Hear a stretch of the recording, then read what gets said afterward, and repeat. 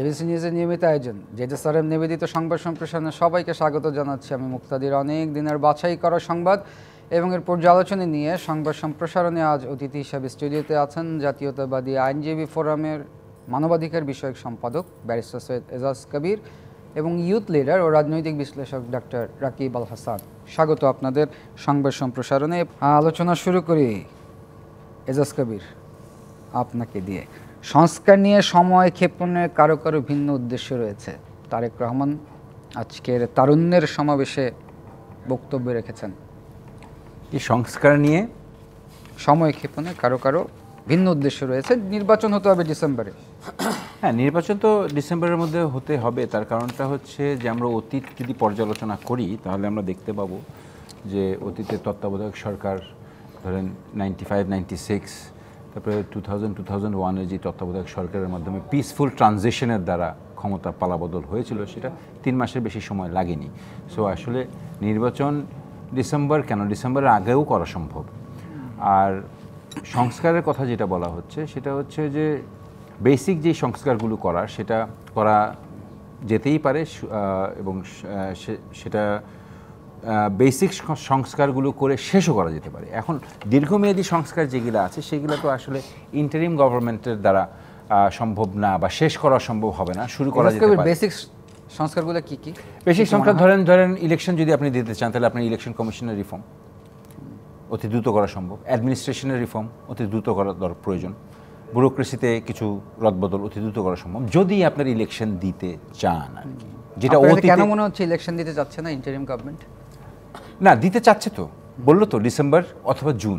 কিন্তু প্রবলেমটা অন্য জায়গায়। প্রবলেমটা হচ্ছে যে একটা রোড ম্যাপ তো প্রয়োজন না। আমি এটার পর এটা করবো, এটার পর এটা করবো, এই টাইমে এটা হবে, এই টাইমে এটা হবে, সেটা পাচ্ছি না। বাট আমরা যেটা দেখতে পাচ্ছি সেটা হচ্ছে দের ইজ এ কনফিউশন বা ক্লিয়ার কোনো কথা নেই যে আমি অমুক তারিখে অমুকের মধ্যে অমুক দিন দিয়ে দেব।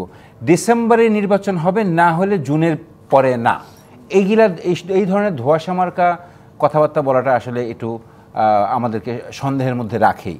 তবে আমরা ডিসেম্বরের মধ্যে ইলেকশন চাই, এটা সম্ভব, অতীতে আমরা দেখেছি। সো আমাদের দাবি ডিসেম্বরের মধ্যেই, আগে সম্ভব হলে আগে, কিন্তু ডিসেম্বরের পরে না। ইলেকশন আমরা ডিসেম্বরের মধ্যেই চাই। যে ডিসেম্বর 25 টু জুন 26, প্রধান উপদেষ্টা তো সবসময় বলে আসছেন যে ডিসেম্বর 25 থেকে জুন 26-এর মধ্যে নির্বাচন হবে। এটা কি কোনোভাবে রোডম্যাপ ধরা যায়? না, এটা রোডম্যাপ ধরা যায় না। কারণ আপনার রোডম্যাপ বলতে হলে আপনাকে বলতে হবে যে এতদিনের মধ্যে আমি এই সংস্কারগুলি করে ইলেকশনের জন্য যাব, ইলেকশনের অমুক সময়ে আমি শিডিউল ডিক্লেয়ার করব, অমুক তারিখের মধ্যে আমি ইলেকশন করে দিব। যে আপনি যে প্রয়োজনীয় যে কার্যকলাপগুলি আপনি এক একটা স্টেপ বাই স্টেপ যেগুলো করবেন, এটা ডিক্লেয়ার না করা আগ পর্যন্ত আসলে আপনাকে রোডম্যাপ বলা যায় না। আপনি যেটা বললেন যে ডিসেম্বর থেকে জুন, না, কথাটা এইভাবেও আসে নাই। ডিসেম্বরের ইলেকশন কিন্তু জুনের পরবর্তী না। দুটা কথার মধ্যে তফাৎ আছে। মানে আপত্তি জানানো আর রাজি না হওয়া দুটার মধ্যে তফাৎ আছে। সো আমি বলছি, যেটা উপদেষ্টা বলছেন, যে উনি বলতে চাইছেন যে ডিসেম্বরে ইলেকশন কিন্তু জুনের পরে হবে না। সো এটাকে আপনি কিভাবে ইন্টারপ্রেট করবেন?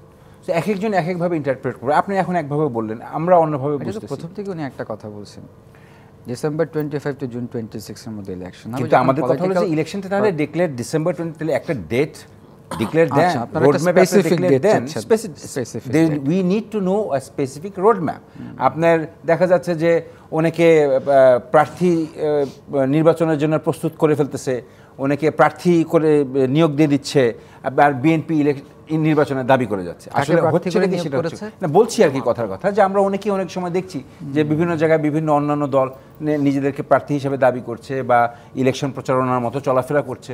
তো সেই জায়গায় আমরা দাবি করছি নির্বাচন, আর ওনাদের, so there is a bit of confusion. So এই জায়গাটা ক্লিয়ার করা উচিত। ধন্যবাদ এজাজ কবির। ডক্টর রাকিব, আমরা এজাজ কবিরের কাছে শুনছিলাম বিট অফ কনফিউশন। এজাজ কবির বলছেন যে স্পেসিফিক একটা ডেট দরকার। আপনার কাছে কি তাই মনে হয় যে ডিসেম্বর 25 টু জুন 26, যেটা ইন্টারিম গভর্নমেন্টের চিফ প্রথম থেকে বলে আসছেন, এই বিষয়ের উপরে কেন আস্থা রাখা যাচ্ছে না? জি, আপনাকে ধন্যবাদ। এজাজ ভাই যেটা বলছিলেন যে বিট অফ কনফিউশন, আসলে কনফিউশনের মধ্যে এবং ধোঁয়াশার দোলাচলে সরকারি রাখছে। শুধুমাত্র সরকার রাজনীতি দলগুলোকে নয়, দেশের জনগণকে রাখছে এবং দেশের জনগণ বিভ্রান্ত হচ্ছে বারবার। কেন হচ্ছে আপনাকে আমি একটু উদাহরণ দিয়ে বলি। ধরুন হচ্ছে কি, এই সরকার কিন্তু ফার্স্টে বলেছিল যে ছোট প্যাকেজ এবং বড় প্যাকেজ, দুটা প্যাকেজ আমাদের সামনে হাজির করেছিল। ছোট প্যাকেজ হলো ডিসেম্বর, বড় প্যাকেজ হলে জুন, নেক্সট ইয়ার জুন পর্যন্ত। এবং ডক্টর ইউনূস এটাও বলেছিলেন, যদি আপনারা যদি সংস্কার না চান তাহলে বলেন, আমি ইলেকশন দিয়ে চলে যাই। এই ধরনের কথাবার্তা আমরা শুনেছি। ধরুন আমাদের গণ অভ্যুত্থান পরবর্তী সময়ে আমাদের রাষ্ট্রীয় সংস্কার কিংবা রাষ্ট্রের যে মেরামতের একটা প্রক্রিয়া ছিল, একটা আকাঙ্ক্ষা ছিল, একটা দাবি ছিল, এবং এই রাষ্ট্র ব্যবস্থা যে হাসিনার যে স্টাইলে দেশটাকে চালিয়েছে, সেই দেশ স্টাইল থেকে বের হওয়ার জন্য আমাদের কিছু মৌলিক সংস্কারটা জরুরি। এটা ধরুন যদি এবারও দাবিটা না উঠতো তবু এটা জরুরি ছিল, আমরাও চাইতাম।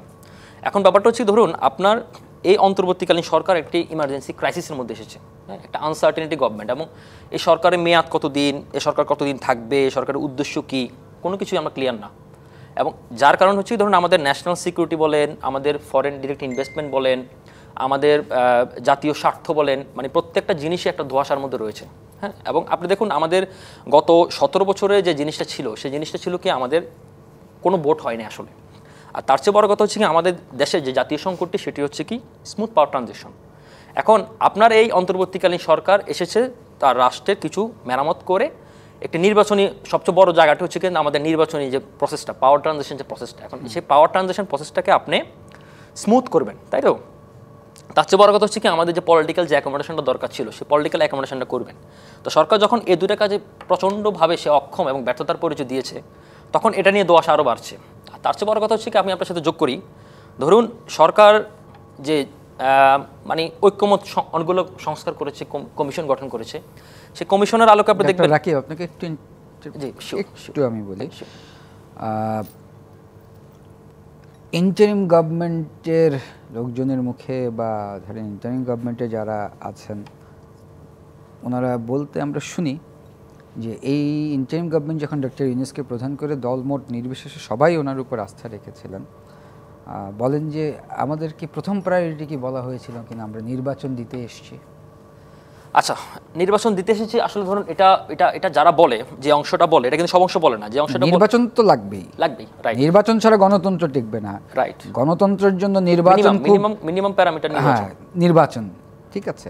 কিন্তু যে সংস্কারের কথাগুলি বলা হচ্ছে বা যে সংস্কার নিয়ে এখন রাজনৈতিক দলগুলোর মধ্যে নানা প্রশ্ন তৈরি হচ্ছে, যে সংস্কারের নামে সময় মন করা হচ্ছে বা নির্বাচন দিতে চাচ্ছে না, এই প্রশ্নগুলো আসলে কেন উঠছে? আচ্ছা, এই প্রশ্নগুলো কেন আসছে আপনি দেখেন, ধরুন হচ্ছে কি আপনার এই 9-10 মাসে আপনি কি কোনো সংস্কার আপনার চোখে পড়েছে?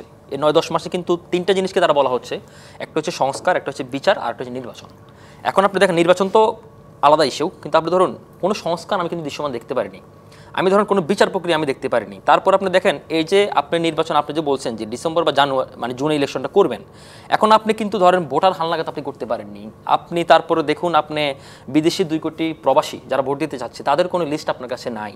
তারপর আপনার নিজস্ব ন্যূনতম কোনো প্রস্তুতি আপনি নিচ্ছেন না। আপনি একটা ইসি গঠন করেছেন, যে ইসির আন্ডারে কোনো ধরনের ইলেকশন হয়নি এখন পর্যন্ত, তো আপনি তার সক্ষমতা কিভাবে যাচাই করবেন? না ইলেকশন না আমি বলি আপনি তার সক্ষমতা কিভাবে যাচাই করবেন সেটা আপনি না বলে আবার বলতেছেন আপনি এটা পুনর্গঠন করবেন, তা আপনার কথাই তো আপনি রাখতেছেন না। তো সুতরাং হচ্ছে ধরুন আর এই ধরনের, তার চেয়ে বড় কথা হচ্ছে ধরুন এই সরকার যে আমাদের অন্যান্য যে স্টেক হোল্ডারগুলো, সেই স্টেক হোল্ডারের সাথে কোঅপারেট করছে না, যার কারণে তারা আস্থা নিতে পারছে না। আপনি দেখুন যখন গত 3-4 দিন আগের ঘটনা, যখন ডক্টর ইউনূস তিনি পদত্যাগ ইস্যুতে পরবর্তী সময় তিনি সব পলিটিক্যাল পার্টির সাথে দেখা করেছেন, তো ওখান থেকে অন্তত আমরা এক্সপেক্ট করেছিলাম যে তিনি হয়তো এখানে অন্তত একটা জিনিস বলবে যে নির্বাচনটা রোডম্যাপটা। এখন ধরুন আপনি, আমার কথা হচ্ছে কি আপনি জুন পর্যন্ত ইলেকশন দিতে চান, সেটা দেওয়ার পরে তো পলিটিক্যাল পার্টিগুলো ওয়েলকাম করেছে, কিন্তু আপনি বলতে সমস্যা কোথায়? আপনার বলতে সমস্যাটা কোথায়? যে ধরুন আমি অমুক তারিখে তফসিল হবে, ইলেকশন হবে, জাস্ট আপনি বললেই হয়। এখন এটা যে বললে যে এটা সহি কোরআন হাদিসের মতো শুদ্ধ তা তো না, এটা আবার পরিস্থিতির প্রেক্ষাপট আপনি চেঞ্জ করতে পারেন আলোচনা সাপেক্ষে, কিন্তু আপনি বলতে সমস্যাটা কোথায়? যেহেতু আপনি সেটা বলছেন না, আপনার লুকোচুরি করছেন। তার চেয়ে বড় কথা হচ্ছে কি আপনি ধরুন এই যে আমাদের সাম্প্রতিক সময় যে দুটো ইস্যু খুব বেশি আলোচনা এসেছে, একটা হচ্ছে করিডোর ইস্যু, একটা বন্দর ইস্যু। আমি যে প্রসঙ্গে আপনার সাথে আসছিলাম, যেখানে আমাকে থামালেন, ধরেন আপনি সব বিষয়ে আপনি ঐক্যমত কমিশন গঠন করছেন, তো এই যে আপনি চুপিসারে করে আপনি করিডোরের বিষয়ে আপনি সম্মত প্রকাশ করেছেন একবার, তারপর আপনি বন্দর দিতে চান, তো আপনি ধরুন রাষ্ট্রের সিকিউরিটিকে আপনি ওভারকাম করে, পলিটিক্যাল স্টেক হোল্ডারদেরকে ওভারকাম করে আপনি এই ধরনের সিদ্ধান্ত কার উদ্দেশ্য হাসিলের জন্য আপনি করেন? তো সেই প্রশ্নকে পলিটিক্যাল পার্টিগুলো প্রশ্ন করবে না? অবশ্যই করবে। যার কারণে তারা প্রশ্ন তোলার কারণে, সেনাবাহিনীর প্রশ্ন তোলার কারণে তো আপনি সেটা দিতে পারলেন না। তো যার কারণে হচ্ছে ধরুন আপনি পলিটিক্যাল পার্টিদেরকে হেল্প করছেন না, যে বিষয়ে তাদের অপিনিয়ন নেওয়া দরকার, আপনি সেটা নিচ্ছেন না। তো ন্যূনতম আপনার মধ্যে সেই আন্ডারস্ট্যান্ডিংটা থাকছে না। দিন শেষে আপনার উপর আমি কেন ভরসা করব? আর আপনি ব্যাপার দেখেন, এই আপনার কাছে কি মনে হয় কেন আন্ডারস্ট্যান্ডিংটা থাকছে না? আন্ডারস্ট্যান্ডিংটা থাকছে না কেন? দেখুন, সরকার আসলে কি চায় সেটা আসলে সরকার নিজে ভালো বলতে পারবে, এবং সরকার আসলে কি চায় আমার মনে হয় যে সরকার নিজেও সেটা ক্লিয়ার না। ধরুন আপনি এই জিনিসটা যদি সরকার একেবারে ক্লিয়ার কাট বলে দিত, তাহলে আমার মনে করি সব দলে তো ওয়েলকাম করতো। ওয়েলকাম না করার তো কোনো কারণ নাই। সবাই তো সংস্কার চায়, সবাই বিচার চায়, সবাই তো এগুলো তো সবাই এক শক্তি। ধরেন আওয়ামী ফেসিবাদের পরবর্তী সময়ে যে আওয়ামী ফেসিবাদ তো পালিয়ে গেল, তারপরে এই কালেক্টিভ ফোর্সটাই তো গণঅভ্যুত্থান করেছে, তাই না? তা আমাদের বেসিক চাওয়াটা তো একই ছিল। হয়তো এক একজনের ইডিওলজি এক এক রকম, এক একজনের চাওয়া পাওয়ার তারতম্যটা অন্যরকম, কিন্তু ব্যাপারটা হচ্ছে কি সবার তো এই জিনিসগুলো কমন জিনিস চাওয়া ছিল। মানে অভ্যুত্থানটা কেন হলো? যে হাসিনার ফেসিবাদের পতন এক দফা এটা কেন ছিল? এক দফা ছিল হাসিনার পতন কেন চেয়েছিল? কারণ হচ্ছে কি আমাদের এখানে জোর করে ক্ষমতা চাওয়া, মানুষ বিচার পাচ্ছে না। যে মানুষটি আন্দোলনের সময় রিক্সাওয়ালা নেমেছে, সে কেন নেমেছে? যে সে তার ছেলের ভবিষ্যৎটা ভালো দেখতে চায়। যে টুকরো ব্যবসায়ী, ব্যবসায়ী ব্যানে করে সবজি বেচে, সে কেন নেমেছে? সে নেমেছে যে তার চাঁদা না দেওয়া লাগে। তো সবাই তো তার লাইফটাকে খুব বেশি মানে গর্জিয়াস করার জন্যই তো চাইছিল। এখন ব্যাপারটা হচ্ছে তার যখন চাওয়া পাওয়ার পূর্ণ না হবে, তখন তো আপনার এই ধরনের নানা ধোলাচল আপনার তৈরি হবে। এখন সরকারের কাজ কী ছিল? সরকারের বেসিক কাজটা কি? সরকারের কাজটা হচ্ছে কি আমার আপনার মধ্যে মিনিমাইজ করা। সরকার আমার আপনার মধ্যে ম্যাক্সিমাইজ করাটা সরকারের কাজ না, কিন্তু সরকার প্রতিটা ক্ষেত্রতে সরকার ম্যাক্সিমাইজ করছে। তো এই জিনিসটা ধরুন আপনি যত বাড়বে, যার কারণে সরকারের সাথে অন্যতম একটা স্টেক হোল্ডার সেনাবাহিনী, মিলিটারি, এবং আরেকটি stakeholder political party BNP এবং জামাতের সাথে দূরত্ব ক্রমশই বাড়ছে। এবং এটা দেখা যাচ্ছে সরকার একটি পার্টিকে। একটা প্রশ্ন করি, এই প্রশ্নের উত্তর আমি এজাজ কবিরের কাছ থেকেও নিব। বিএনপির যে স্ট্যান্ড, ডিসেম্বরে ইলেকশন হতে হবে, এছাড়া বাকি যে জামাত বলেন অন্য যে পলিটিক্যাল পার্টিগুলো আছেন, তারা কিন্তু স্ট্রংলি স্ট্যান্ড যে ডিসেম্বরেই নির্বাচন দরকার। এইটা কেন? আমি একটু এজাজ কবিরের কাছে শুনি, তারপরে আসবো। এজাজ কবির, ডিসেম্বর আমরা একটা স্পেসিফিক ডেট চাই, স্পেসিফিক ডেট দাবি করেছি। সরকারের যদি ভিন্ন কোনো মত থাকে সে বলতে পারে, না হয় আমরা ডিসেম্বরের আমরা that's where we stand. And জামাতের কি প্রশ্ন, জামাতের কি, সেটা জামাতের ব্যাপার। আর আমরা অতীত পর্যালোচনা যদি করি, ভোট পর্যালোচনা যদি করি, আমরা সুস্পষ্টভাবেই বলতে পারি যে যদি তর্কি খাতিরে বলিও যে জামাতের ভোট বেড়েছে বা আওয়ামী লীগের সবাই জামাতকে ভোট দিবে, এরকম করলেও আমার মনে হয় না জামাত একা কোনো অংশে ক্ষমতায় আসতে পারবে।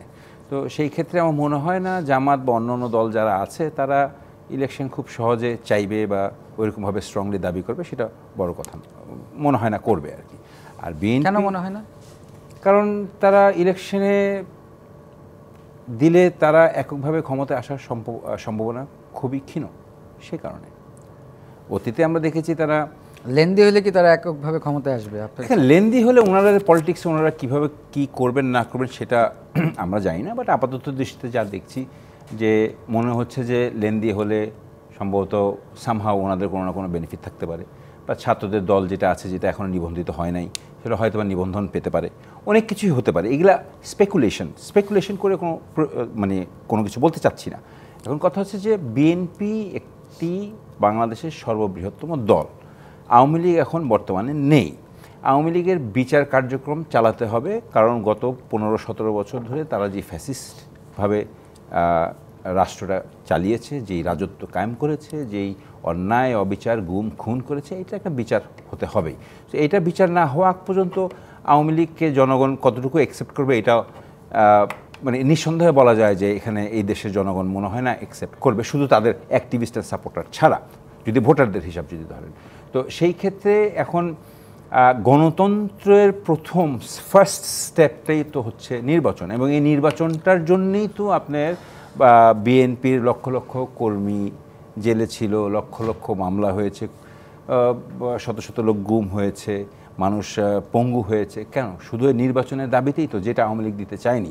যাও দিয়েছে সেটা ছিল একটা পাতানো, যেটা আমরা 14তে দেখেছি। আমাদের একটা বিরতির সময় আছে, বিরতি থেকে ফিরে এসে আমরা এই বিষয়ে আলোচনা করব। প্রিয় দর্শক, জেজেসআরএম নিবেদিত সংবাদ সম্প্রসারণ একটি বিরতির সময় আছে, সঙ্গেই থাকুন। বিরতির পর আবারও স্বাগত জেজেসআরএম নিবেদিত সংবাদ সম্প্রসারণে। আমাদের সাথে স্টুডিওতে আছেন জাতীয়তাবাদী আইনজীবী ফোরামের মানবাধিকার বিষয়ক সম্পাদক ব্যারিস্টার সৈয়দ এজাজ কবির এবং ইউথ লিডার রাজনৈতিক বিশ্লেষক ডক্টর রাকিব আল হাসান। আমরা একটু আলোচনায় ফিরছি রাকিব আল হাসানের কাছে। রাকিব আল হাসান, আপনি বিরতির আগে বলছিলেন যে 5ই আগস্ট যে গণঅভ্যুত্থান হয়েছিল, এখানে রিক্সাওয়ালা সহ যে সবজির দোকানদার রাস্তায় সবজি বিক্রি করে সেও নেমেছিল। তার কারণ হচ্ছে তাকে যাতে চাঁদা দিতেন না হয়, আমরা এখনো প্রায় চাঁদাবাজির খবর শুনতে পাই। এখন কারা করছে? জি, এখন কারা করছে আসলে দেখুন, আমি সেই তত্ত্বে যাচ্ছি না, কিন্তু ঘটনা হচ্ছে, এটা সত্য। এবং আপনি দেখুন, এখানে বিএনপির বিরুদ্ধে অভিযোগ আসছে, জামাতের বিরুদ্ধে অভিযোগ আসছে, ইভেন বিএনপিকে টেম্পু স্ট্যান্ড বলে ট্রল করা হয়, টেম্পু স্ট্যান্ডের দখল নিয়ে, গরুর ইজারা নিয়ে ট্রল করা হয়। কিন্তু এখন ব্যাপারটা হচ্ছে, ধরুন আমরা আসলে এখানে সামাজিক পরিবর্তনের একটা দৃষ্টিভঙ্গি দেখতে পাচ্ছি। সেটা হচ্ছে, দেখুন আপনি দেখেন বিএনপি যতজনের বিরুদ্ধে এরকম ধরনের অভিযোগ এসেছে, বিএনপি সাংগঠনিকভাবে আমার যতটুকু জানা 2000-এর বেশি নেতাকর্মীকে তারা বহিষ্কার করেছে এবং তাদের পদ স্থগিত করা হয়েছিল, যার মধ্যে বেশিরভাগই অনেকেই কেন্দ্রীয় নেতা পর্যায়ে ছিল। এখন আওয়ামী লীগের আমরা কি দেখেছিলাম, যে আওয়ামী লীগ বলতো কি এরা অনুপ্রবেশকারী, এরা আমাদের কেউ না। তো এখন বিএনপি কিন্তু এই যে স্বীকার করার যে মনোভাবটা প্রকাশ করছে, এটা আমি মনে করি যে আমাদের রাজনৈতিক বাস্তবতার জন্য একটা পজিটিভ সাইন। বিএনপি এখন ক্ষমতা আসে না, আমরা জানি না ক্ষমতা গেলে বিএনপি কী করবে, কিন্তু বাট এখনও বিএনপির যে পরিবর্তন আমরা দেখতে পাচ্ছি, সেটাকে আমরা সাধুবাদ জানাই, একটা বিষয়। আর 2 নম্বর ইস্যু হচ্ছে, ধরুন বিএনপি কিন্তু ওপেনলি বলেছে, সরকারকে বলেছে যে এখন কিন্তু আমরা সরকারের নেই, এখন কিন্তু পুলিশ প্রশাসন আমাদের কোনো কথা শুনবে না, আপনারা ওদেরকে গ্রেপ্তার করুন, আপনারা ওদেরকে দেশের প্রচলিত আইনে বিচার করুন। এখন সরকার কেন পারতেছে না, এটা তো আমি মনে করি সরকারের ব্যর্থতা, ডেফিনেটলি এটা সরকারের ব্যর্থতা। এখন সরকার কেন করতেছে না, সরকার কেন ধরতেছে না, সরকার কেন বিচার করতেছে না, একই বয়সে এটা সরকারের ব্যর্থতা। আমি আপনার সাথে আরেকটু যোগ করতে চাই, গতকাল একজন শীর্ষ সন্ত্রাসী মোল্লা মাসুদ, আরেকজন নাম সুব্রত বাইন, তিনি গ্রেপ্তার হয়েছেন। দেখুন এই গ্রেপ্তারটা আমি আপনার সাথে যোগ করতে চাই। ধরুন এই গ্রেপ্তারটি কারা করেছে সেনাবাহিনী। এখন 9 মাস সেনাবাহিনী গ্রেপ্তার করেছে, তাও অনেক দিনের প্রচেষ্টায়, কিন্তু এটা গ্রেপ্তার করার কার কথা ছিল? গ্রেপ্তার করার কথা ছিল যে বাংলাদেশের স্বরাষ্ট্র মন্ত্রণালয়ের অধীনে পুলিশ, ডিবি বা অন্যান্য যে বাহিনীগুলো। তো এটা তাই মনে করি তাদের একটা বড় ব্যর্থতা। এটা অনেক ক্রেডিট নেওয়া হচ্ছে, কিন্তু ক্রেডিট তো সেনাবাহিনী, কিন্তু সেনাবাহিনীতে কাজ করার কথা না, কারণ সেনাবাহিনী তো আপনার সিভিলদেরকে ডিল করে না, সিভিলদের ডিল করে বাংলাদেশের প্রচলিত আইন ব্যবস্থা, স্বরাষ্ট্র মন্ত্রণালয় বা তার অধীনে যে বাহিনীগুলো। তো সেই ব্যর্থতা তো সে আরেকটা আঙুল দিয়ে দেখিয়ে দিল। তো সুতরাং আমি মনে করি যে ধরুন মানে অপরাধ তো সংগঠিত হবে, অপরাধ সংগঠিত যাতে না হয় এবং প্রচন্ড মানে তার যেন ইমিডিয়েট রিয়াকশনের জন্য বিচার প্রক্রিয়া বা তার প্রসেসটা যাতে ঠিকভাবে হয়, তার কারণে তো আমরা এই বাহিনীগুলোকে পুষতেছি। মানে আমাদের জনগণের ট্যাক্সের টাকা নাহলে তো সরকার প্রসার কোনো দরকার ছিল না, তাই না? এখন আমরা যে নতুন বন্দোবস্তের কথা বলছি, যে নতুন পরিবর্তনের কথা বলছি, তো সরকার তো সেটা নিজেই ব্যর্থতা মানে দৃষ্টিভঙ্গি দেখাচ্ছে। কারণ এই সরকারটা তো সকলের সমর্থনে রয়েছে, সরকারটা তো সরকার, আমি অন্য বিষয় বাদে দিলাম, সরকার আওয়ামী লীগের বিচার কথা বাদ দিলাম, এখনকার 9 মাসে যে বিচার মানে যে অপরাধগুলো সংগঠিত হচ্ছে, তার তো সঠিক নিরাময় সরকার করতে পারতেছে না। আপনি দেখেন এখনও গতকালও একজন ব্যবসায়ীর ছিনতাই করে 35 লক্ষ টাকা ছিনতাই করা হয়েছে। অনেক জায়গায় আমরা অনেক ধরনের নানা ধরনের ঘটনা ঘটতেছে। তো এই ঘটনাগুলো সরকার কেন ট্যাকল করতে পারতেছে না? আমি মনে করি যে সরকারের এটা চূড়ান্ত লেভেলের ব্যর্থতা, এবং এই সরকার রান করার জন্য সরকার চরম লেভেলের অক্ষম এবং কিছু অথর্ব স্টুপিড লোক দিয়ে সরকার দেশ চালাচ্ছে। এজাজ কবির, আপনারা কি তাই মনে হয়? না, সরকারের সফলতা উল্লেখযোগ্য কোনো সফলতা আছে বলে তো সেরকমভাবে বলা যাচ্ছে না, দেখাও যাচ্ছে না। ব্যর্থতার দায়টাই অনেক বেশি। সেই ক্ষেত্রে সরকার কি করছে সরকারই জানেন। সরকারের প্রধান আবার পদত্যাগও করতে চান, আবার বলেও করলেন না। তো যাই হোক, সেটা ওনাদের ব্যাপার। কিন্তু আমরা আপাতত দৃষ্টিতে যেটা দেখতে পাচ্ছি যে সেটা হচ্ছে যে of course there is a lawlessness একটা ব্যাপার আছে, পুলিশ কাজ করছে না, এবং রাকিব যেটা বললেন এর কোনো অংশেই তার কথা ফেলে দেওয়ার মতো না। সফলতা কোন অংশে? মানে এই সরকার যদি বলতে চান যে আমরা কিসের জন্য এসেছি, যে ওনারাও তো এখনও বলছেন না যে ওনারা কিসের জন্য আসছেন। ওনারা কি বলেছেন যে আমরা আসলাম, আমাদেরকে বসানো হলো? তো কিসের জন্য বসানো হলো, কয়দিনের জন্য বসানো হলো? ওনাদের পক্ষে যারা কথা বলেন প্রায় বলেন যে ওনারা ওই জনগণের ম্যান্ডেটই আছে বা অভ্যুত্থান হয়েছে। তো এইটার ঠিক আছে, যদি তাদের তর্কের খাতিরে ধরেও নেই যে তারা সবার ম্যান্ডেট নিয়ে এই সরকার বসেছে, তাহলে কয়দিনের জন্য? তর্কের খাতিরে কেন ধরতে হবে এজাজ কবির? তার কারণটা হলো সময়সীমা তো থাকবেই, যখন আজীবনের জন্য তো আর ম্যান্ডেট কারো হয় না। যখন এখানে বিএনপির নেতা উপস্থিত ছিলেন, এই সরকার যখন অন্তর্বর্তী সরকার যখন গঠন হয়, বিএনপির নেতা উপস্থিত ছিলেন, জামাতের নেতা উপস্থিত ছিলেন, বাংলাদেশের মোস্ট অফ দ্য পলিটিক্যাল পার্টির নেতারা উপস্থিত ছিলেন। তখন কেন আপনারা বলেন নাই যে আপনারা এতদিনের জন্য সরকার ফর্ম করবেন? না, তখন কেন বলিনি এটা কোনো প্রশ্ন না। প্রশ্নটা হলো তখন যে আর্জেন্সি ইমার্জেন্সি সিচুয়েশন, বাংলাদেশে 5ই আগস্ট থেকে নিয়ে 7ই আগস্ট পর্যন্ত কোনো সরকার ছিল? আপনি আমাকে প্রশ্ন উত্তরটা দেন। ছিল? কোনো সরকার ছিল না। তো এই 2 দিন বা 3 দিন এই দেশটা কিভাবে আসলে চলেছে? ললেসনেস ছিল। ললেসনেস থাকা সত্ত্বেও আপনার বাড়িতে মানে অনেক জায়গায় দুর্ঘটনা ঘটেছে, অনেক জায়গায় না, অনেক জায়গায় দুর্ঘটনা ঘটেছে এবং সে জায়গায় প্রতিহতও হয়েছে। কিন্তু কথাটা হচ্ছে যে রাজনৈতিক সামাজিক যে অবস্থানটা ছিল, সেটার একমাত্র জায়গাটাই ছিল সে জায়গায় বিএনপি। তো আপনি ওই রাজনৈতিকভাবে যে সামাজিক যে স্থানটা, ওখানে আওয়ামী লীগ নেই, অন্য কোনো পলিটিক্যাল পার্টি নেই, সরকার নেই, তো সেই ক্ষেত্রে দেশটা যে একটা ওই অবস্থায় যতটুকু হওয়ার কথা ছিল, সেই প্রসঙ্গিকে আপনার থানায় পুলিশ নেই, কোথাও নেই, ছিল তো দেশটা আপনার চলেছে তো। এখন তারপরে ইউনূস সাহেব এসেছেন, এসে সরকার প্রধান হলেন। এখন কথা হলো যে উনি সারা জীবন থাকবেন, তাহলে উনি বলুক না উনি সারা জীবন থাকবেন, উনি তো সেটাও বলে না। উনি ইলেকশন দিবেন, উনি ইলেকশন দিবেন না, এটা বলুক না দিবেন না। উনি 5 বছর থাকবেন, আচ্ছা উনি বলুক না উনি 5 বছর থাকবেন। উনি এখন পদত্যাগ করবেন, আচ্ছা উনি বলুক না উনি এখন পদত্যাগ করবেন। তো উনি কি করবেন বা ওনার উপদেষ্টারা কি করবেন কিছুই তো বলছেন না। এখন দেশের যেখানে রাষ্ট্র মেরামত দরকার, সংস্কার দরকার, বেসিক সরকার যেটা গণতান্ত্রিক ধারায় ফিরে যাওয়ার জন্য যেটা দরকার, সেই সময় যদি আপনি পরিবেশ নিয়ে চিন্তা থাকেন, পলিথিন থেকে পাটের ব্যাগের দিকে নিয়ে আপনি চিন্তা করেন, বা আপনি অন্য কিছু নিয়ে চিন্তা করেন, তাহলে এটা আসলে কিসের লক্ষ্য? আপনাকে তো বেসিক দ্রুত দেশটাকে গণতান্ত্রিক প্রক্রিয়ায় ফিরিয়ে নিয়ে যেতে হবে। কোন দেশটা গণতান্ত্রিক প্রক্রিয়া ছাড়া চলছে এবং সেই দেশগুলিকে আমরা কি বলি? আমরা কি সেই ধারাতে ছিলাম, সেই ধারাতেই থাকতে চাই? তা তো না। তো সেই ক্ষেত্রে এইটা জিজ্ঞাসা করার কোনো প্রশ্ন না, এটা অন্তর্নিহিত, ইটস ইন বিটুইন, যে তুমি আছোই কিছুদিনের জন্য। ইলেকশন করেও যদি আসে যে সরকার, সেই সরকারও কিছুদিনের জন্যেই, স্পেসিফিক টাইম ফ্রেমের জন্য, তারপরে আবার যদি আসে জনগণের ম্যান্ডেটে, তার প্রতিশ্রুতি আগে যা দিয়েছে সেটাও টাইম ফ্রেমের মধ্যে আছে। এটা অলিখিতই, এটা লিখিত থাকা লাগবে না। কিন্তু কথা হচ্ছে যে ঠিক আছে, আপনি যদি এখন বলতে চান যে না ইউনূস সরকারকে সবাই ম্যান্ডেট দিয়েছে, 18 কোটি ম্যান্ডেট দিয়েছে, ঠিক আছে, আপনি বলছেন ওনাকে ম্যান্ডেট না, আমি বলছি না 18 কোটি লোকজন ম্যান্ডেট দিয়েছে। আমিও তো বলছি যে হ্যাঁ ইউনূস সরকার আসলে ভালো হয়েছে, কোনো সরকার নাই, এখন কে আসবে? একটা ইন্টারিম গভর্নমেন্ট, আর্টিকেলের 106 অনুযায়ী সরকার গঠন করা হয়েছে। কিন্তু এখন প্রশ্নটা হলো যে সবাই যেভাবে কথা বলছি আমরা, সবাই যেভাবে কথা শুনছি আমরা, ওনারা কি সারা জীবনের জন্য চলে আসছে নাকি? ওনারা তো তাহলে ওনারা যদি সারা জীবনের জন্য যদি আসে, তো ওনারা বলুক যে আমরা সারা জীবনের জন্য আসছি।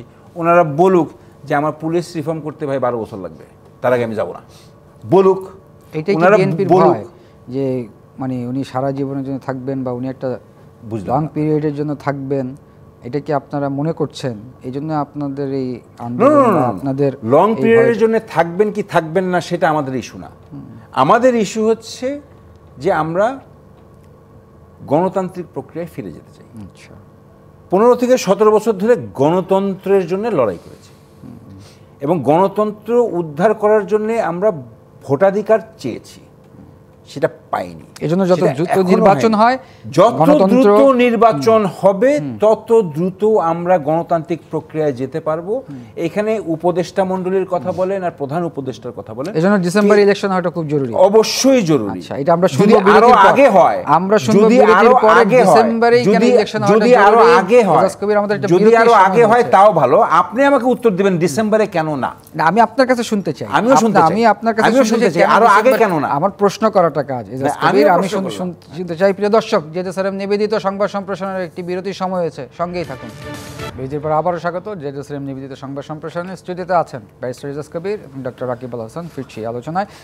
ডক্টর রাকিব, বিরতির আগে আমরা এজাজ কবিরের সাথে কথা বলছিলাম যে নির্বাচন দরকার, অবশ্যই গণতন্ত্র টিকিয়ে রাখতে হলে নির্বাচন দরকার, কিন্তু ডিসেম্বরেই কেন নির্বাচন হতে হবে সেটা এজাজ কবিরকে প্রশ্ন করেছিলাম। বিএনপির যে স্ট্যান্ডে ডিসেম্বরেই নির্বাচন হতে হবে, এই প্রশ্নটি আপনার কাছে করতে চাচ্ছি। এবং আরেকটি যেটা হচ্ছে, আমরা সংস্কারের কথা বলি, কিন্তু এই যে আমরা বিগত অনেক বছর যাবৎ দেখছি যে পলিটিক্যাল পার্টিগুলা, মানে আওয়ামী লীগের সেই পিরিয়ড থেকে আমরা দেখছি যে কোনো একটা সভা সমাবেশ, অমুক দিবস তমুক দিবসে যে সভা সমাবেশের নামে এই যে রাস্তাঘাট বন্ধ করে পাবলিক সাফারিংস, এই জায়গার সংস্কার কি জরুরি কিনা?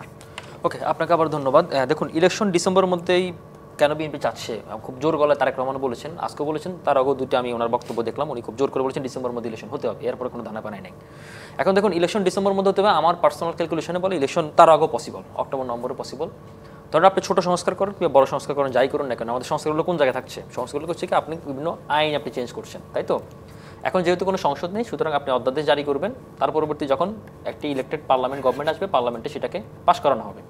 তো ধরুন আপনার এখানে অনেকগুলো সংস্কার কমিশন দেওয়া হয়েছে, সব বিষয়ে এক হবে না, সব পার্টিটা খুব স্বাভাবিক হিসাব, কারণ এক না হওয়ার কারণে তো এতগুলো ডেমোক্রেটিক দল বা এতগুলো পলিটিক্যাল পার্টি, সব যদি এক হয়ে যেত তাহলে তো এতগুলো পলিটিক্যাল পার্টি দরকার ছিল না।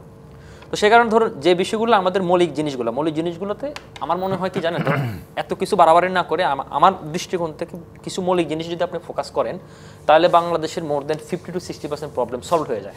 আপনাকে আমি বলি, ধরুন এক নম্বর জিনিস হচ্ছে কি, ধরুন আপনি স্মুথ পাওয়ার ট্রানজিশন ব্যবস্থাটা, এটা যদি আপনি করতে পারেন, তাহলে কোনো দল সে চাইলেও স্বৈরাচার হয়ে উঠতে পারবে না, সে চাইলেও সে একক কর্তৃত্ব পরায়ণ কোনো পার্টি হতে পারবে না, এক নম্বর ইস্যু। আর দুই নম্বর ইস্যু হচ্ছে ধরুন আপনি প্রতি 5 বছর পর প্রত্যেকটা পার্টি তার অন্তর্বর্তীকালীন সরকার বা তত্ত্বাবধায়ক সরকারের কাছে ক্ষমতা হস্তান্তর করবে, যে তত্ত্বাবধায়ক সরকারের মেয়াদ হবে সর্বোচ্চ 3 থেকে 4 মাস। এটা একটা মেজর সংকট আমাদের, এবং সেই সংকটের জায়গায় যদি আপনি সংস্কার করে ফেলেন, তাহলে আমাদের মোর দেন 50% সমস্যা সলভ হয়ে যায়। কারণ হচ্ছে ধরুন আপনি দেখেন, আপনি যদি একটা পলিটিক্যাল পার্টি যদি জানে যে সে 5 বছর পর জনগণের কাছে সে ভোট চাইতে হবে, শেখ হাসিনা তো সেটা চাইতে হয় নাই, জনগণের কাছে যদি আপনি জানেন যে আপনি ভোট চাইতে হবে, তখন আপনি চাইলেও আপনি সব কিছু আপনি নিজের মতো করতে পারবেন না, কারণ আপনার দিন শেষে মাথায় এটা থাকবে যে আমার দিন শেষে মানুষের ভোট আবার আসতে হবে। তো এটা হলে হয় কি জানেন, আপনার মানুষের জবাব দিতে, পলিটিক্যাল পার্টি জবাব দিতে অনেক বেশি নিশ্চিত করা যায় মানুষের কাছে, এবং মানুষের প্রাধান্যটা বেশি থাকে। তো সেই জায়গাটা যদি আপনি এনশিওর করতে পারেন, তাহলে আমাদের যাবতীয় সংকটের মোর দেন 50% সমস্যা সলভ হয়ে যায়।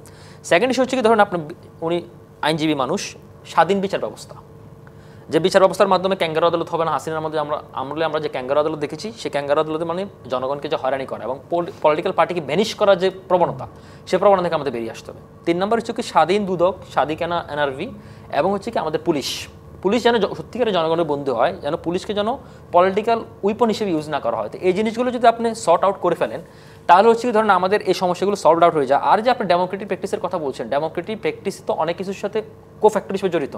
আপনার এডুকেশন লাগবে, আপনার এনভায়রনমেন্টাল লাগবে, আপনার কালচার লাগবে, আপনার হিস্ট্রি লাগবে, অনেক কিছু লাগবে। তো সেগুলো তো আপনার ডে বাই ডে ডেভেলপড হবে।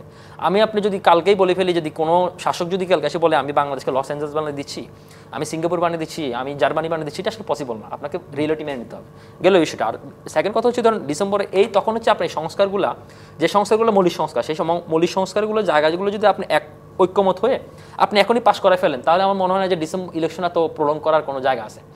আর ব্যাপারটা হচ্ছে দেখুন, আমাদের এই সরকারের যে মেয়াদকালীন চলছে, সরকার কিন্তু অনেকগুলো জিনিস ট্যাকেল করছে। আমরা বলি আর না বলি, অনেকগুলো কিন্তু সরকার ঠেকাচ্ছে। সেনাবাহিনীর মধ্যে বলুন, আমাদের প্রশাসনে বলুন, সচিবালয় বলুন, এগুলো কিন্তু ছোটোখাটো কুর মতো। এখন এই জিনিসগুলো ঠেকাচ্ছে আমাদের, কিন্তু এই সরকার কিন্তু একটা ভাসমান একটা সরকার, যে কোনো মুহূর্তে আরও অস্থিতিশীল হতে পারে। আপনি দেখুন, আজকে যদি পলিটিক্যাল পার্টি মূল স্টেক হোল্ডার যদি সরকার থেকে সমর্থন উঠায় নেয়, কিংবা যদি মিলিটারি বা আমাদের ফোর্সগুলো যদি সমর্থন উঠায় নেয়, তাহলে সরকার 24 ঘন্টা টিকতে পারবে না। এটা হচ্ছে গ্রাউন্ড রিয়েলিটি। এখন হচ্ছে কি, যদি আপনি এ ধরনের কোনো সিচুয়েশন আসার আগেই আপনি যদি একটা সঠিক রোডম্যাপ হিসেবে নিয়ে সবাইকে আন্ডারস্ট্যান্ডিং করে আপনি যদি একটা পরিবেশ তৈরি করে ফেলেন, তাহলে আমার মনে হয় যে ধরেন ডিসেম্বরের মধ্যে ইলেকশনটা পসিবল। আরেকটা কারণ আমি ইলেকশনটা পসিবল কেন মনে করি জানেন, ধরুন গতকাল সিপিডির একটি কনফারেন্সে তারা বলেছে গত 8 মাসে আমাদের 28 লক্ষ নতুন বেকারত্ব তৈরি হয়েছে, এবং 28 লক্ষের মধ্যে 18 লক্ষ হচ্ছে নারী। এবং আপনি দেখেন আমরা বাংলাদেশ এখন এই মুহূর্তে দাঁড়িয়েছি, যে মুহূর্তে আমাদের সবচেয়ে বেশি, আমাদের স্বাধীনতার পরবর্তী সময়ে সবচেয়ে গ্রাজুয়েট বেকারের সংখ্যা বেশি। আপনি নতুন কোনো কর্মসংস্থান হচ্ছে না, নতুন কোনো চাকরি পরীক্ষা হচ্ছে না, নতুন কোনো এফডিআই আসছে না। 71% এফডিআই আমাদের কমে গেছে। কোনো ধরনের এফডি তারা আনতে পারে না, বিনিয়োগ আনতে পারে না। তো একটা ইলেক্টেড গভর্নমেন্ট না আসলে রাষ্ট্র যখন স্টেবল হবে না, তখন এই জিনিসগুলো আপনি কোরিলেট করতে পারবেন না। যার কারণে আমি মনে করি ইলেকশনটা ডিসেম্বরের মধ্যে হওয়া পসিবল। আপনার লাস্ট প্রশ্ন উত্তর দিচ্ছি, আমি দিয়ে শেষ করছি। সেটা হচ্ছে ধরুন আজকে যে বিএনপি সমাবেশটি হয়েছে, আপনি সেটাকে ইঙ্গিত করে বলেছেন যে জনগণের যে ভোগান্তিটুকু। আমি শুধু বিএনপি সমাবেশ ইঙ্গিত করে বলি, আমরা সব রাজনৈতিক দলকে দেখেছি, আওয়ামী লীগকেও দেখেছি এই সমাবেশ করতে গিয়ে ভোগান্তি, মানুষের যে ভোগান্তি। এখন দেখুন আমাদের যে ঢাকা সিটিটা, আমি ঢাকাকে বলি ঢাকা একটা ডেড সিটি, এটা হচ্ছে আমার কথা। কেন হচ্ছে তোর বলুন, ঢাকার যে যান চলাচলের গতি, এটা সারা ওয়ার্ল্ডের মধ্যে সবচেয়ে ন্যূনতম, সবচেয়ে কম, ইভেন উগান্ডার চেয়ে কম। এখন হচ্ছে ধরুন আপনার ঢাকা এমনি একটা অচল সিটি, ডেড সিটি। তো সেই জায়গা থেকে আপনার ঢাকার প্রাণ কেন্দ্রে এখানে এত বিশ্ববিদ্যালয়, হাসপাতাল সবকিছু থাকার পরে যদি আপনি যদি এগুলো যদি করেন, তখন হচ্ছে কি ধরুন পিপলের ভোগান্তিটা বাড়বে। এই জায়গাটা আমাদের সংস্কার হওয়া জরুরি, কারণ পিপলকে আপনি বিরক্ত করার কোনো লাভ নেই। ধন্যবাদ রাকিব আল হাসান। এজাজ কবির, আমরা ডক্টর রাকিবের কাছ থেকে শুনতে পাচ্ছিলাম যে স্মুথ পাওয়ার অফ ট্রানজিশনের কথা উনি বলছিলেন, কেয়ারটেকার গভর্নমেন্টের এটা হতে পারে। কিন্তু এই যে কেয়ারটেকার গভর্নমেন্ট একসময় আওয়ামী লীগ চাইছিল, আবার সেই আওয়ামী লীগ এটাকে অ্যাবলিশ করে দিল। আবার এই কেয়ারটেকার গভর্নমেন্টকে নিয়ে বলা হয় যে এখানে বায়াস লোক থাকে, নিউট্রাল লোক থাকে না। এই জিনিসগুলো সলিউশন কীভাবে হবে? দেখেন, যে আপনি যেটা বললেন যে এটা আওয়ামী লীগ চেয়েছিল, আওয়ামী লীগ জামাত মিলে চেয়েছিল, জামাত দাবি করে এটা জামাতের ব্রেন চাইল্ড। কেয়ারটেকার গভর্নমেন্টটা সেই সময়ে যদি বিএনপি চাইতো, এই ফ্যাসিস্ট সরকার যেভাবে ছিল, বিএনপি তখন ফ্যাসিস্ট সরকার হয়ে চাইলে থাকতেই পারত, কিন্তু না, বিএনপি সেই জায়গাটায় কেয়ারটেকার গভর্নমেন্ট ইলেকশন করে পার্লামেন্টে গিয়ে কেয়ারটেকার গভর্নমেন্ট কনস্টিটিউশনে ইনক্লুড করে কেয়ারটেকার গভর্নমেন্টের হাতে ছেড়ে পরে একটা ইলেকশন দেওয়া হয়।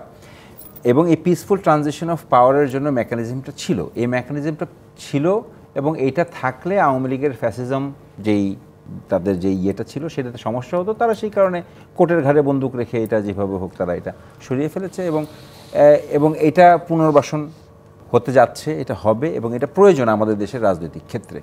সো পিসফুল ট্রানজিশনের জন্য এটা থাকবে, কেয়ারটেকার গভর্নমেন্ট থাকবে, হতে হবে, আসবে। এবং আরেকটা জিনিস কি জিজ্ঞেস করলেন আপনি আমাকে, এই যে বায়াসড নিউট্রাল না, এই যে দেখেন বায়াস নিউট্রাল এই জায়গাটায় আমি সবসময় একটা কথা বলি যে দেখেন, ওই ম্যাডাম খালেদা জি একটা কথা বলেছিলেন না, যে পাগল ও শিশু ছাড়া কেউ নিরপেক্ষ না, এটা আমি কিন্তু 100% একমত। হ্যাঁ, আমি 100% একমত। কারণ ভোটের দিন আপনি কাউকে না কাউকে ভোট দেন, আমি কাউকে না কাউকে ভোট দিই। সো আমাদের নিরপেক্ষতা নাই, অন্তত ভোটের দিনের দিন। বাট পেশাদারিত্বের সাথে যদি কাজ করি তাহলে কিন্তু এখানে আমার ইয়েটা লাগে না, আমার এই বায়াসনেসটা লাগে না। আমার যে দায়িত্ব, আমার যে জব ডেসক্রিপশন, সেটা যদি আমি পালন করি, এখানে আমি কোথায় কোন দল করি না করি, কারে ভোট দিই, সেটা তো মুখ্য বিষয় না। আমার মুখ্য বিষয় হচ্ছে যে আমার যে দায়িত্বটা আছে সেই দায়িত্বটা আমি পালন করবো। সেই দায়িত্বটা যদি আমি পালন করি তাহলে তো আমার আর এই বায়াসনেসের জায়গাটা থাকে না। এখন এই জায়গাগুলিতে প্রশ্ন আসে কেন? কারণ আমাদের দেশের যে একটা সিস্টেম যেটা দাঁড়িয়েছে, ওইরকমভাবে কোনো স্ট্রিক্ট সিস্টেম নেই। সেই সিস্টেমটা দাঁড় করাতে হবে।